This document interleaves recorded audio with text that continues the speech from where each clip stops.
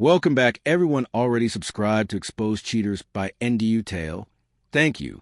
Your time, trust, and your comments keep this community alive. As you listen, share your thoughts, feelings, and lessons below, so we can learn together. Settle in. The truth and the twist are coming. Let's get into it. She changed the locks on the home we built together and told me to take my things and figure out somewhere else. Then she stood on the porch with her brother, watching like I was a stranger being removed from someone else's property. After 11 years of marriage, that's how my wife ended things. No discussion, no warning, just humiliation. Here's how it happened. I'm Marcus Bennett, a 42-year-old black man who spent most of his life believing loyalty and hard work could build something permanent. My wife, Nia Bennett, and I lived in a quiet suburb outside Atlanta, Georgia. We had a decent house, stable careers, and what looked from the outside like a peaceful life. I ran a small logistics consulting business while she worked in real estate. For years, I believed we were building something together. Security, a future, maybe even a legacy. Looking back, the warning signs were there long before everything collapsed. Nia had grown colder over the last year. Conversations felt shorter. She kept her phone close and stayed up late texting in other rooms. When I asked if everything was okay, she'd brush it off and say she was just stressed about work. I wanted to believe her because the alternative meant questioning the person I trusted most. Before we continue, I need to ask you something. If you overheard your spouse secretly planning a divorce just to take your house, your savings, and everything you worked for, what would you do? Would you confront them immediately? Or stay quiet and plan your next move? Comment, confront, or stay quiet. And if you enjoy real betrayal stories with powerful endings, make sure you subscribe, because this story gets much crazier in the next few minutes. The night everything changed started like any other. I came home early from a late hospital consulting job in Atlanta. The house was quiet except for the soft sound of Nia's voice in the kitchen. She was on the phone, laughing in a way I hadn't heard in months. I paused in the hallway when I heard my name. At first, I thought she was venting about a normal marriage problem, but then I heard her say, "Marcus has no idea. Once the divorce is final, everything gets split. The house, his business accounts, all of it." My stomach dropped as I stood there frozen, realizing I wasn't hearing frustration. I was hearing strategy. She wasn't alone in the conversation either. She mentioned her brother Andre several times. Apparently, he had already been helping her plan what to do with the house after the divorce settlement. They were talking about selling it and moving to Charlotte, North Carolina. The way she described it sounded less like a painful life decision and more like a business opportunity. The cruelest part wasn't just the plan. It was how confident she sounded. She told the person on the phone that I trusted her with everything. She laughed again and said I'd never see it coming. Hearing that from someone I'd spent more than a decade loving felt like something tearing quietly inside my chest. I didn't confront her that night. Instead, I quietly walked back outside and sat in my car for almost an hour. My hands were shaking on the steering wheel while I tried to process what I'd heard. Part of me wanted to storm back inside and demand answers. Another part knew that once she realized I knew, the situation could get even worse. The next morning, she kissed me goodbye like nothing had happened. She stood in the kitchen pouring coffee, asking if I'd be home for dinner. Her voice was calm and warm, like the woman I thought I knew. Watching her pretend so effortlessly made something inside me shift permanently. That was the moment I decided silence would be my protection. Over the next several days, I started quietly reviewing my finances. My father had passed away 6 months earlier, and part of settling his estate involved restructuring some of my business assets. At the time, it had just felt like responsible planning. Now it looked like the only thing that might save me. My father had always been careful with money and ownership structures. Before he died, he helped me place certain business assets into a trust designed to protect long-term investments. I hadn't thought much about it after the paperwork was completed, but as I reread the documents, I realized something important. Most of the money Nia thought she would claim during a divorce technically wasn't in my personal name anymore. That realization didn't bring satisfaction. It brought a strange kind of sadness. I had never structured my finances to protect myself from my wife. I trusted her completely.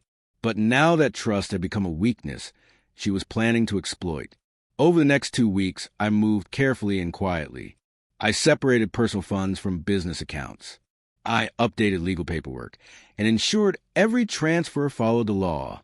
I didn't hide anything illegally. I simply organized my finances in ways my father had already advised years earlier. Meanwhile, Nia acted like nothing was wrong. She still smiled at dinner and asked about my day. Sometimes she even talked about future vacation ideas. Watching her perform normal life while secretly planning my financial destruction was exhausting. One evening, I overheard another call between her and Andre. This time, they discussed how much money she expected to receive after the divorce settlement. Andre was already talking about contractors who could renovate the house before selling it. They spoke like my life had already been dismantled. I realized something painful then. Nia wasn't angry or conflicted about leaving me. She was excited. About a week later, the situation escalated suddenly. I came home from work to find Andre's truck parked outside our house. When I walked in, both of them were sitting at the dining table with serious expressions. Nia slid a folder across the table toward me. Inside were divorce papers. She didn't cry or explain. She simply said the marriage wasn't working, and it was time to move on. Andre sat beside her silently, arms crossed, like security, making sure I didn't argue. I asked if we could at least talk privately, but she refused. Pause for a second. Right here is where most people would break. Your wife files for divorce. Your own brother-in-law is sitting there like security, and the home you built together is about to be taken from you. But what Nia didn't realize was that Marcus had already heard everything, and what he did in the next 2 weeks would completely change the outcome of this divorce. Before we continue, take 1 second to like the video if you think Marcus deserves justice, because what happens during the mediation meeting shocked everyone in that room. That night she told me it would be best if I moved out temporarily while the divorce process began. I refused. I reminded her the house belonged to both of us. I said I wasn't leaving my home because she suddenly decided our marriage was over. Her face hardened when I said that, and I could see the anger rising behind her calm mask. 2 days later, I came home to discover the locks had been changed. My clothes and personal belongings were stacked in boxes on the porch. Nia stood in the doorway with Andre behind her. She told me the environment in the house felt unsafe and she needed space. When I protested, Andre stepped forward like he was ready to escalate things physically. Humiliation burned through me as neighbors quietly watched from their windows. That night, I drove away with whatever belongings I could fit in my car. For the first week after that, I stayed in a small extended stay apartment outside Houston, Texas, where I had occasional consulting work. The loneliness of that room was suffocating. Every night, I stared at the ceiling replaying the past 11 years, trying to understand when the woman I loved had started seeing me as an obstacle. But while I struggled emotionally, the legal process kept moving. Nia's lawyer eventually sent a formal request outlining her expectations for the divorce settlement. Half the house equity, half my business revenue, half the savings account she believed existed. Reading the document made it painfully clear she expected a massive financial victory. What she didn't know was that the numbers she listed were outdated. When the discovery phase of the divorce began, her lawyer requested financial records. My attorney provided everything legally required. Every account, every trust document, every ownership structure. There were no secrets, only facts she had never bothered to verify before building her plan. The first mediation meeting happened about a month later. Nia walked into the room, looking confident. Andre was there too, even though he had no legal role in the process. Her lawyer started outlining the expected division of assets, clearly assuming my finances were structured the way they had been years earlier. Then my attorney calmly presented the updated documents. The silence in that room lasted several seconds. The trust my father created legally owned the majority of the business assets. Because it was structured before the divorce filing and tied to inheritance provisions, those assets weren't considered marital property. The same applied to the investment funds used to purchase the house. Nia's expression changed slowly as the reality sank in. For the first time since it started, she looked uncertain, not remorseful, not apologetic, just confused and angry that the outcome wasn't matching the story she had already written in her head. Her lawyer asked several questions, hoping to find something hidden or fraudulent. But everything was legitimate, documented, reviewed by financial professionals months before any divorce was filed. The house she forced me out of technically belonged to the trust as well. During mediation, Nia insisted she could maintain the mortgage payments if the property remained in her possession. My attorney didn't object. Legally, she could request responsibility for the property if she wished. So that's exactly what happened. I didn't argue or celebrate. I simply agreed to the arrangement and let the process continue quietly. For the first time in months, I felt the faintest sense of relief. 3 months later, reality started catching up with Nia's plan.